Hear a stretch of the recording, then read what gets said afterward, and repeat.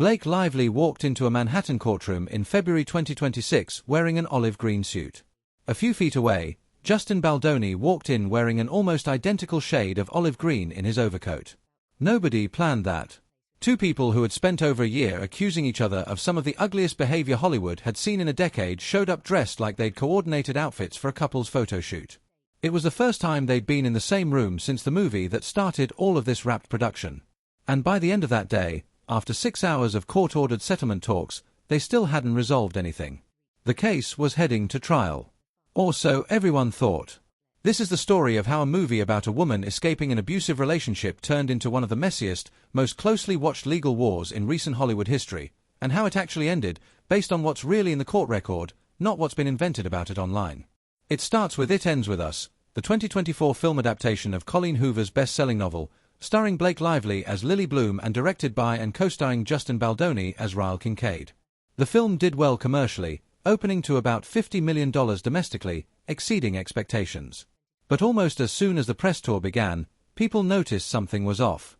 Lively and Baldoni weren't doing joint interviews. Their promotional posts looked disconnected, almost like they were promoting two different movies. Fans picked up on the tension before anyone said a word publicly about it. Then, in December 2024, Lively filed a formal complaint, which became a lawsuit.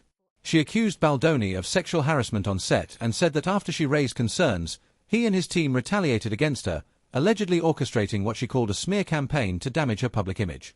She told the New York Times she hoped the legal action would, in her words, help pull back the curtain on retaliatory tactics used against people who speak up about misconduct and help protect others who might face something similar. Baldoni didn't stay quiet for long. In January 2025, he fired back with a countersuit seeking $400 million in damages, naming not just Lively but her husband, Ryan Reynolds, her publicist Leslie Sloan, and Vision PR. His suit accused them of defamation, extortion, and invasion of privacy, essentially arguing that Lively's allegations were fabricated or exaggerated as part of a coordinated effort to destroy his career and reputation. Baldoni also separately sued the New York Times for libel over an article covering Lively's allegations, arguing the paper had relied on selectively edited communications to paint a false picture. Baldoni's attorney, Brian Friedman, became one of the most visible figures in this entire saga, showing up at nearly every hearing, giving interviews, pushing back hard in public statements. He repeatedly called Lively's claims categorically false, at one point telling Variety the allegations were completely false, outrageous, and intentionally salacious, designed to publicly hurt his client and rehash a narrative in the media. One especially strange detail surfaced early on and stuck with people throughout the whole saga.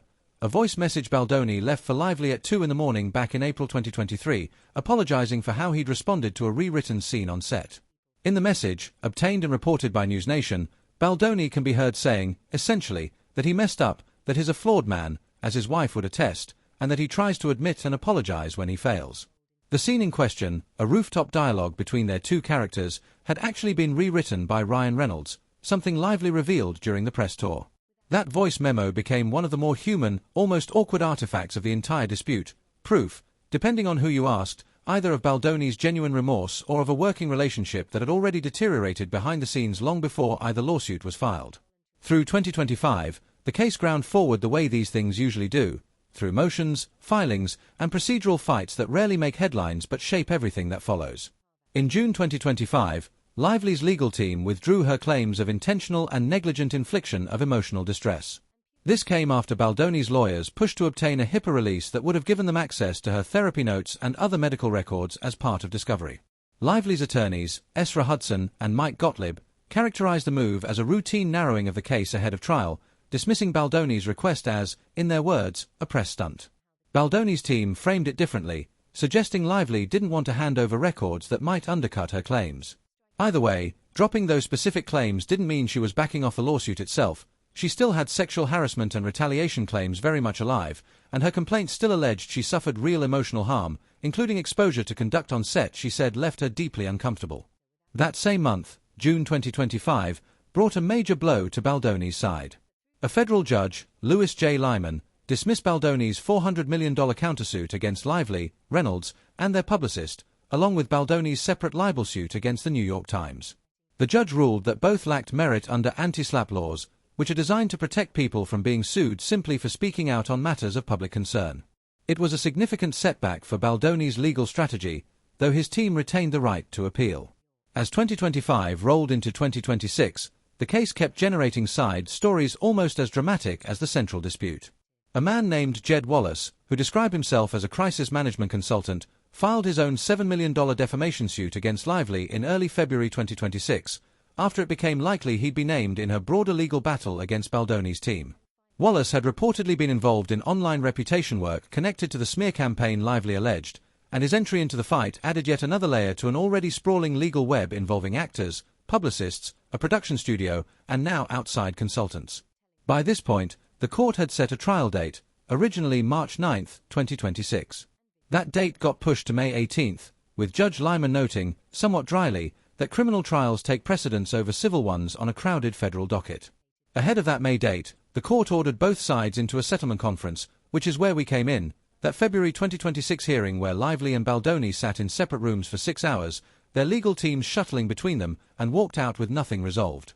Friedman told reporters afterward that talks were unsuccessful, though he added there's always a chance of settlement down the road and that he remained hopeful. Lively attended with her legal team. Baldoni showed up with his wife, Emily, by his side. Then came April 2026, and one of the most consequential rulings in the entire case. Judge Lyman issued a sprawling, 152-page opinion that gutted the majority of Lively's lawsuit. He dismissed 10 of her 13 claims outright, including her core sexual harassment allegations, her defamation claims, and her false light invasion of privacy claims. Notably, the sexual harassment claims were dismissed on a jurisdictional technicality. Lively had sued under California law, but the judge found that the alleged misconduct actually occurred outside California, meaning that particular legal framework didn't apply to her case, regardless of what she said had happened. He also dismissed all claims against the individual defendants tied to Baldoni's side.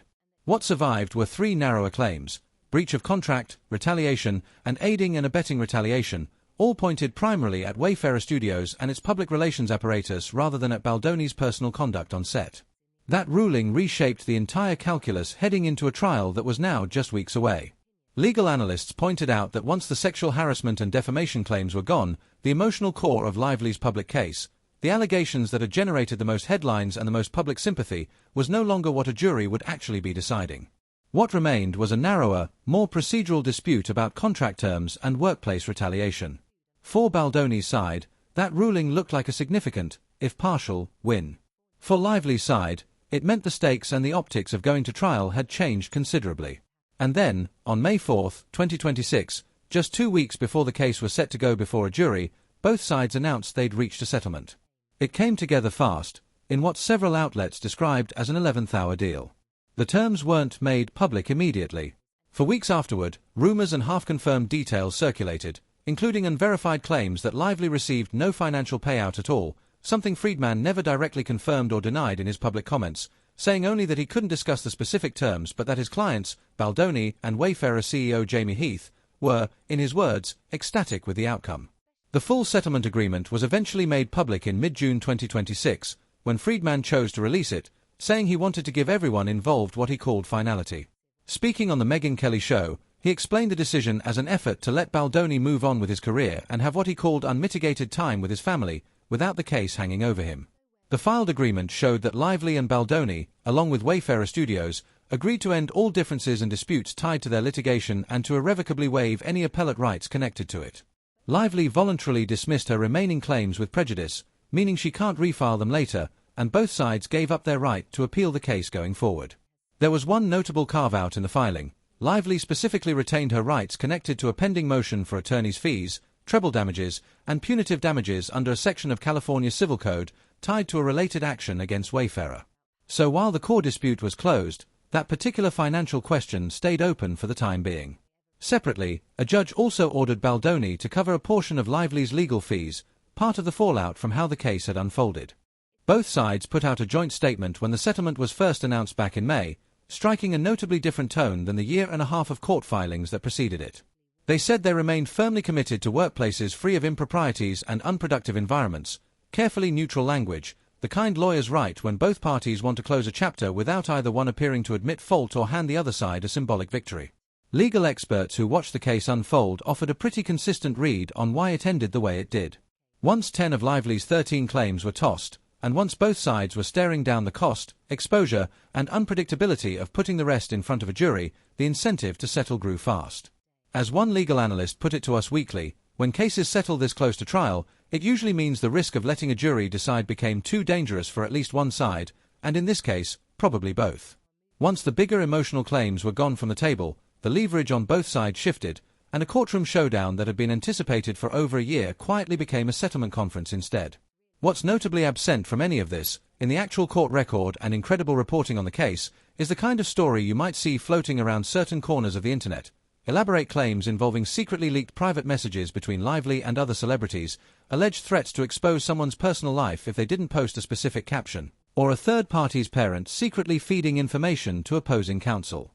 None of that appears anywhere in the filed complaints, the judge's opinions, or the settlement documents. It's worth being skeptical of dramatic claims that circulate online without any actual sourcing, especially in a case this heavily covered by legitimate outlets, where court documents are public record and journalists have had access to filings for over a year. If something explosive were actually in the record, it would be there in black and white, citable and verifiable, not floating around as an unsourced claim with no paper trail behind it. So where does that leave things now? As of the settlement being finalized in the summer of 2026, the Lively Baldoni legal saga is, by most accounts, closed. Both sides waived their appellate rights, which in practical terms means neither can drag this back into court over the same underlying claims. Baldoni has said, through his attorney, that he wants to move forward with his career and spend time with his family. Lively, for her part, has largely stepped back from public comment on the specifics since the settlement, though the broader cultural conversation about power dynamics on film sets and about how allegations like hers get litigated in public before they ever reach a courtroom hasn't gone away. What this case really leaves behind isn't a single villain or a single vindicated hero.